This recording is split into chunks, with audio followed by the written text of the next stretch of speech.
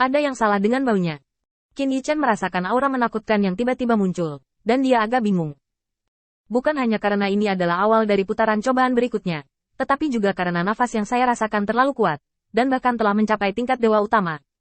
Itu tidak jauh dari aura Ares, dewa perang yang marah yang telah dilihat oleh Qin Yichen dengan matanya sendiri. Bagaimana mungkin mengatur ujian di tingkat dewa-dewa untuk percobaan kecil ini? Belum lagi dia Qin Yichen, bahkan jika dia menyatukan semua orang Bailao, aku khawatir dia tidak akan bisa melewati level ini. Oleh karena itu, setelah Qin Yichen mengetahui bahwa kekuatan lawan terlalu kuat, dia menjadi sangat bertekad, tanpa panik sedikit pun. Karena Qin Yichen dapat menyimpulkan bahwa ini adalah triknya. Adapun tujuannya untuk apa? Apakah penilaian di sini seperti ini? Atau karena beberapa alasan khusus, makhluk di dalam memilih cara ini? Maka kita harus melihatnya lagi, dan menunggu sampai semuanya lebih pasti. Mengambil satu langkah ke depan, sebuah tangan tiba-tiba muncul di kaki Qin Yichen dan meraih pergelangan kaki Qin Yichen secara langsung. Melakukan sosialisasi, jadi hal yang biasa untuk direkrut. Jie menyeringai dingin dan menggigit, dan suaranya saja membuat orang merasa sedikit kewalahan. Ini dipukul. Tidak seperti yang diharapkan Qin Yichen, aura kuat yang dia rasakan sebelumnya juga ilusi dan ilusi, tidak nyata. Adapun tujuan membuat postur seperti itu, sudah sangat jelas. Ini untuk membuat diri sendiri panik, atau seperti sekarang, untuk memastikan bahwa ini adalah trik untuk menipu orang, untuk mengendurkan kewaspadaan.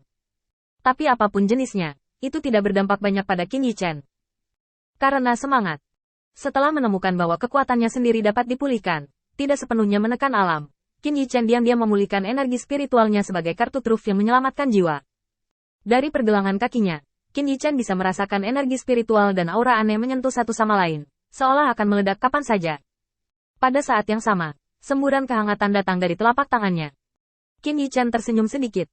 Dengan cara ini, segala sesuatu dalam dirinya sekarang menjadi jelas. Energi spiritual masih dapat digunakan, dan kekuatan keyakinan dapat dipulihkan ke titik di mana ia dapat segera digunakan. Dan bunga di telapak tangannya, dalam arti tertentu, adalah satu lagi kesempatan baginya untuk berpartisipasi. Ketika Qin Yichen menggunakan energi spiritualnya untuk mengeluarkan racun, bunga-bunga di tangannya juga kehilangan suhunya. Energi spiritual langsung berkumpul, berubah menjadi pedang tajam, dan menusuk langsung ke makhluk tadi kenal di bawah. Tangisan dingin dan aneh terdengar seperti kutukan dari neraka, dan dengan jatuhnya makhluk ini, Qin Yichen juga melihat dunia di depannya dengan jelas. Magma panas yang mengalir di tanah tampak seperti bintang yang indah, awan, merah tua, asap yang tersisa, dan sedikit magma yang mengalir, berkumpul menjadi gambar yang indah.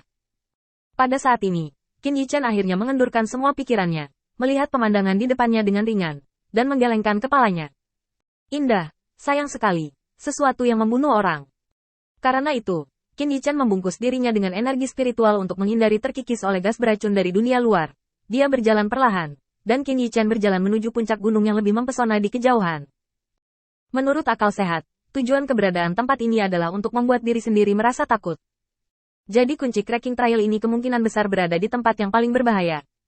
Segala sesuatu di sekitar begitu mati, dan dari waktu ke waktu, satu atau dua makhluk akan melompat keluar. Meskipun mereka adalah serangan diam-diam, metode mereka cukup pintar. Sayangnya, di depan energi spiritual Qin Yichen, hal-hal ini menjadi dekorasi. Dengan energi spiritual untuk melindungi tubuhnya, Qin Yichen menanggapi perubahan tanpa perubahan, menggunakan dirinya sebagai umpan dan menunggu pihak lain untuk mengambil umpan. Selama ada orang bodoh yang berani maju dan menyapa mereka, itu pasti serangan menakutkan Qin Yichen, dan dia tidak akan pernah meninggalkan simpati kepada mereka. Setelah 1 jam, Qin Yichen tiba-tiba berhenti dan melihat ke kejauhan. Apakah kamu sudah cukup melihat? Setelah keheningan singkat, pihak lain juga menunjukkan sosoknya. Dia memandang Qin Yichen secara tak terduga, seolah terkejut dengan metode Qin Yichen. Bagaimana kamu menemukanku? Qin Yichen menatap wanita itu, lalu mengalihkan pandangannya ke sisi wanita itu. Jika tidak ada penilaian yang salah, saat berikutnya, dia akan berada dalam kegelapan, yang ditemui Qin Yichen ketika dia pertama kali memasuki dunia ini. Sebelum berbicara, Qin Yichen perlu tahu apakah orang ini memenuhi syarat untuk berjalan bersamanya. Jika dia tidak bisa menyelesaikan bahkan satu hal ini, atau dia panik, Qin Yichen secara alami tidak akan terlalu banyak berinteraksi dengannya. Dengan keheningan Qin Yichen, wanita itu juga sepertinya merasakan ada sesuatu yang salah dan mundur selangkah. Saat berikutnya, dia berada dalam kegelapan. Qin Yichen melihat asap hitam dari serangan diam-diam dengan penuh minat, dan mengangguk. Benda ini masih cukup bagus. Ini bekerja paling baik di awal. Sekarang setelah saya berada di sini begitu lama, semua orang tahu bahwa mata hitam adalah tipuan. Siapa yang akan khawatir apakah itu ahli top? Di mana aura tingkat dewa utama, bercampur dengan tumpukan sampah ini? Melihat wanita itu telah berlalu untuk sementara waktu, dan masih belum membebaskan diri, Qin Yichen menggelengkan kepalanya tanpa daya. Sepertinya dia telah melebih-lebihkan penilaiannya. Tepat ketika Qin Yichen hendak pergi, tiba-tiba, cahaya merah menyala, membuat mata Qin Yichen sedikit lebih serius. Itu adalah api, dan api yang membakar menembus awan asap hitam, dan menelan monster itu dengan alat peraganya. Setelah api yang membakar dimuntahkan, mereka masih tidak berniat untuk tinggal sama sekali, dan meluas ke segala arah. Dan raungan wanita itu juga muncul di telinga Qin Yichen. Menjauh dari wanita tua itu, mulut Qin Yichen sedikit berkedut. Kamu terlihat sangat imut. Mengapa kamu begitu kejam? Nyala api yang membara seperti gelombang yang bergelombang. Qin Yichen menghela nafas, dan sedikit menyesuaikan energi spiritualnya, dari tubuh ke permukaan tubuh. Saat berikutnya, ombak yang berkobar memuntahkan dan menenggelamkan Qin Yichen. Ketika api tersapu, Qin Yichen berbalik tak berdaya dan menatap wanita yang sudah meraih di belakangnya. Tuan kota-kota reruntuhan, Qin Yichen, aku harus memanggilmu apa?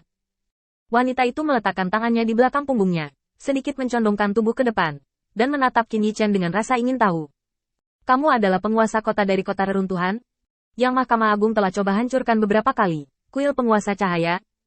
Qin Yichen mengangguk dan tidak membantah kata-kata wanita itu. Tapi dia tidak mengatakan sepatah kata pun lagi.